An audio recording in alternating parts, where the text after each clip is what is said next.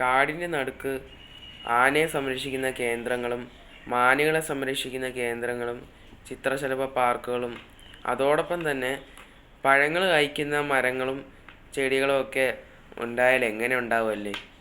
അത് രസമായിരിക്കുമല്ലേ? ഞാൻ പറഞ്ഞു വരുന്നത് തൃശ്ശൂർ ജില്ലയിലെ കോടനാട് എന്ന സ്ഥലത്തെ അഭയാരണ്യം കാപ്രിക്കാട് എക്കോ ടൂറിസത്തെ പറ്റിയാണ്. അവിടെ ശരിക്കും ഒരു കാടിൻ്റെ ഇത്ര ഭാഗത്ത് ആനകളെ സംരക്ഷിക്കാൻ വേണ്ടി കുറേ കേന്ദ്രങ്ങളുണ്ട്. ഇത്ര ഒരു ഭാഗത്ത് ചിത്രശലഭങ്ങളെ, ഇത്ര ഒരു ഭാഗത്ത് മാനുകൾ. അത് മാനുകൾ എന്ന് പറഞ്ഞാൽ ഒരു തരമല്ല, 2-3 തരങ്ങളുണ്ട്. ഉദാഹരണത്തിന് സാമ്പാർ എന്ന് പറഞ്ഞിട്ട് ഒരു ടൈപ്പ് ഉണ്ട്. അങ്ങനെ പല പല തരത്തിലുള്ള മാനുകളുണ്ട്. പിന്നെ ചെടികളും പലതരത്തിലുള്ളുണ്ട്.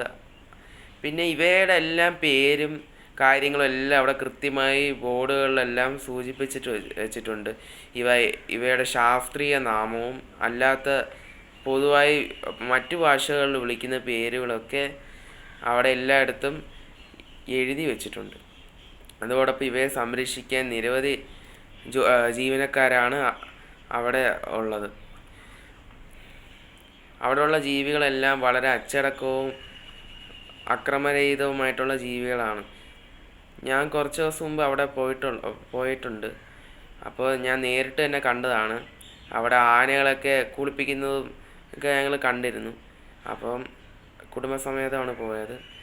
അപ്പം ആനയൊക്കെ കാല് കഴുകാൻ വേണ്ടി ആനപ്പാപ്പാൻ കാല് കഴുകുമ്പം ആന ഒരു കുട്ടി അനുസരണയോടെ അമ്മ കുളിപ്പിക്കുമ്പോൾ അനുസരണയോടെ നിൽക്കുന്ന പോലെയാണ് ആനപ്പാപ്പാൻ കുളിപ്പിക്കുമ്പോൾ നിൽക്കുന്നത്. അപ്പോൾ അതിൽ നിന്ന് മനസ്സിലാക്കാം അവിടുത്തെ ഒരു രീതിയും അവിടുത്തെ ഒരു അച്ചടക്കവും തനിമയൊക്കെ.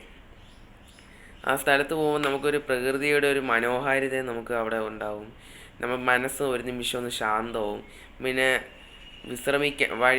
വഴിയുടനീളം നമുക്ക് വിശ്രമിക്കാനുള്ള ഇടങ്ങളുണ്ട്. അതോടൊപ്പം തന്നെ കുട്ടികൾക്കും മുതിർന്നവർക്കും ആസ്വദിക്കാവുന്ന ഒരുപാട് കാര്യങ്ങളുണ്ട്. അവിടെ കാട്ടുതേനും മറ്റുമൊക്കെ ലഭ്യമാണ്. അവിടെ കുട്ടികൾക്ക് പാർക്കുകളുണ്ട്. അങ്ങനെ ഒരുപാട് അതിൻ്റെ അടുത്താണ് പെരിയാർ നദി ഒഴുകുന്നത്. പെരിയാർ നദിയുടെ കരയിലായിട്ടാണ് ഇത് ശരിക്കും സ്ഥിതി ചെയ്യുന്നത്. ഇത് ഒരുപാട് ഏക്കർ കണക്കിന് സ്ഥലത്ത് ഇത് വ്യാപിച്ച് കിടക്കുകയാണ്. നിങ്ങൾക്ക് എല്ലാവർക്കും പറ്റുവാണെങ്കിൽ ഒരിക്കലെങ്കിലും പോയി കാണേണ്ട ഒരു സ്ഥലമാണ് അവധിക്കൊക്കെ. നിങ്ങൾക്ക് എല്ലാവർക്കും ഈ വീഡിയോ ഇഷ്ടപ്പെട്ടെന്ന് കരുതുന്നു.